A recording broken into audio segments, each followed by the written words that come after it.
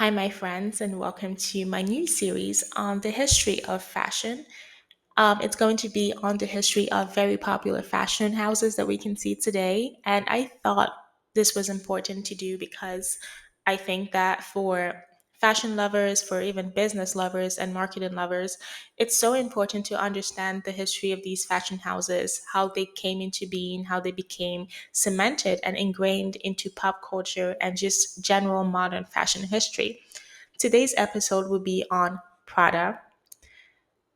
Prada is just one of the most, iconic houses in modern history, although their prestige is not as, I would argue, not as wonderful as it used to be, but it's still a very important fashion house.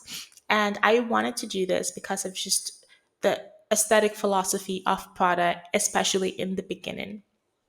It's important to note that Prada did not actually start out as a fashion house. It was started by Mario Prada, and the original name was Fratelli Prada, which meant the Prada brothers, and they had a leather boutique shop in Galleria Vittorio Emanuele II. My Italian is a bit rusty. I have been practicing. I have not been practicing, but I'm getting back to it.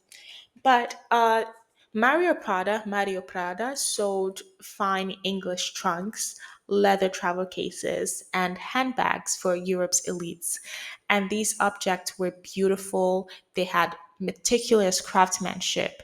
And luxury then was tactile. The smell of polished leather, the sound of brass clasps locking together, the glint of travel under candlelight, all of these were elements of refinement and aristocracy. And by 1919, Prada became the official supplier or an official supplier to the Italian royal household. And they proudly displayed the House of Savoy, which is a royal endorsement that signaled prestige. And the knotted rope that adorned the family crest soon became kind of like merged with Prada's own emblem, which is a little triangle that we see. But Mario Prada was also a man of his time. He was traditional, he was conservative, he was meticulous in his craftsmanship, but he also was convinced that women had no place in business, which it's funny how that turned out. So, after Mario's death, the family business was not passed to his son because he refused to be a part of it. So, it went to his daughter, Luisa Prada, who led the company through just post war austerity of Italy. And for nearly 2 decades, Luisa preserved Prada's reputation for quiet luxury, so handbags, accessories, and luggage that catered to Europe's Italian aristocrats or just Europe's aristocrats. And while the 1950s Italy had a sort of transformation with films like La Dolce Vita by Fellini and the rise of other fashion houses like Ferragamo, Valentino, etc., etc. Prada still held onto the craftsmanship of selling luggage and leather. But the world was shifting rapidly. Italy was not the center of aristocratic travel. Air travel was becoming more and more of a thing, and people stopped really caring for uh, Italian or leather luggage or travel cases because they had to pack a lot lighter since they were traveling on planes. So they had to switch gears because their brand was fading quickly into obscurity. So by the 1970s, Miuccia Prada, Luisa's youngest daughter, and the most unlikely person took over Prada when her mother retired. And she would turn this small Milanese boutique to one of the most intellectually daring fashion houses in history. Miuccia Prada was born in 1949 in post war Italy, and by then it was a nation scarred by fascism. It was kind of recovering by Mussolini's shadow, and it was searching for its cultural identity.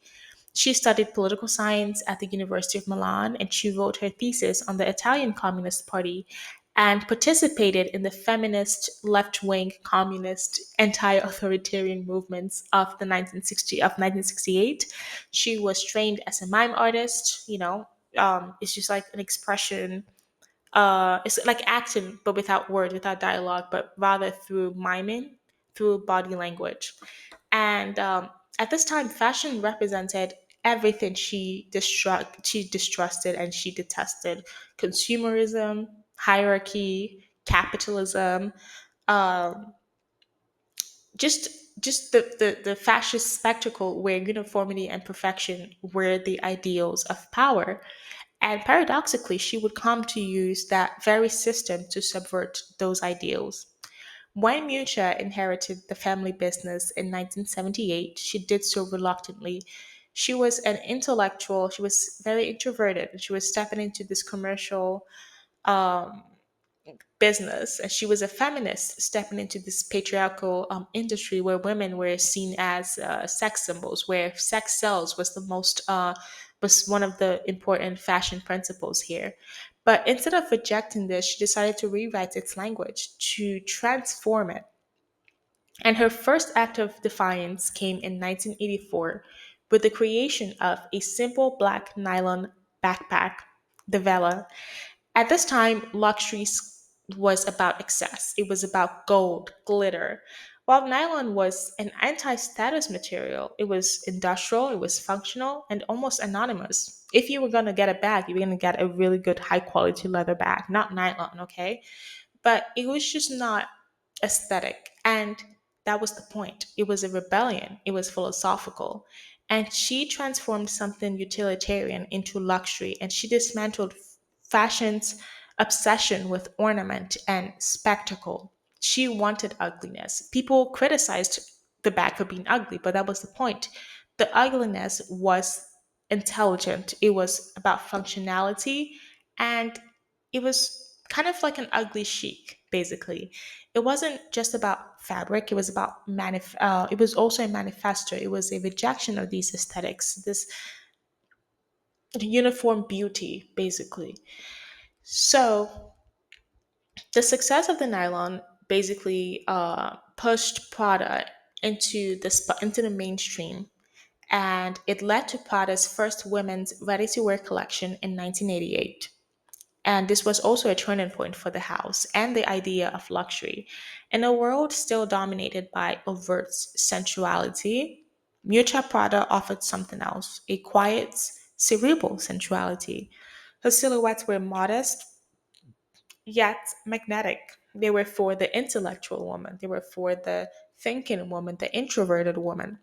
Pencil skirts, subdued colors, awkward fabrics that challenged what was considered beautiful. It was not designed to please the male gaze. She existed entirely for herself. She was self-possessed, ironic, and in control of her own narrative. In an era that was still haunted by patriarchal beauty standards, Miuccia used fashion to reclaim the female form, not as an object of spectacle, but as a site of intellect, minimalism, and irony.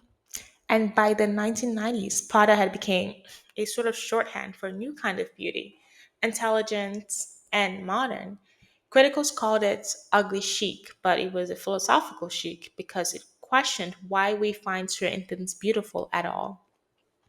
By 1993, Miuccia founded Miu Miu. A lot of people don't know that Miu Miu is also part of the Prada fashion house, but it is part of the fashion Prada house, founded by Miuccia, and it was named after her childhood nickname. And while Prada was more so the controlled, minimalist, restrained older sibling or parent, Miuccia was the younger, freer alter ego. It was experimental, it was rebellious, and it was very playful. And the two brands together, I think, became a representation of Miuccia's dualism, from intellect to more so experiment, more expressive ideals. And that same year, she also founded the Fondazione Prada, which was an art institution dedicated to contemporary thought. And long before it was fashionable for luxury brands to sponsor art, or like having, especially in like modern runways where you see couture, questionable outfits. And when you ask, they're like, oh, it's just art. We're using fashion as art. Whatever. She was the one that started this fashion and art blend, basically. Her message was that fashion could create, like art, could critique culture rather than just merely decorate it. And then architecture also became an important part. And they commissioned avant garde buildings from the Rem Koolhaas and the Herzog de Meuron. And each boutique became a physical expression of the brand's mind, minimalist, geometric, and slightly disorienting. And every Prada store from Tokyo to New York was a rebellion, an aesthetic rebellion. It was a structure that reflected or invited reflection rather than just obedience. In 2019, Prada launched Nylon, regenerating ocean plastic into new versions of its iconic bags. And in 2020, Miuccia invited Ralph Simmons to join her as a creative director, and their partnership united two of the most cerebral designers of our time. They together created collections that merged purity and provocation. From the leather trunks of 1913 to the nylon revolutions of the 1980s and the intellectual architecture we have today, Prada's history is not just one of luxury, it screams for liberation. Miuccia Prada used fashion not to seduce power, but to challenge it. Garments became instruments of critique against fascism, against patriarchy, and against the tyranny of taste. She showed that to be elegant is not to conform, but to think. To be beautiful is not to please, but to question. Thank you so much for watching this video. And it sort of pains me to see the state of Prada because of how just different it is from the vision of the founder. And I really, really hope that we can go back. Although I wouldn't say I'm the biggest fan of Prada's collections, even back in the day. I thought it's just not my style generally. But it's still wonderful to see that these styles, these collections were just not created just because, but because there was an intellectual thought going through this. It was a statement, it was a fashion statement. And this is what fashion is all about. Fashion is all about being able to express yourselves and being able to use fashion and clothes to subvert just social inequalities was a powerful thing to do. And that's why I so much admire Miuccia Prada. So I really, really hope that we can be able to get back to using fashion as a way to express ourselves boldly and not just do things just because of the way you had a random idea and you thought this is gonna be okay. So thank you so much for watching this video. This is the first video in our series, and I hope that you continue to follow me for more.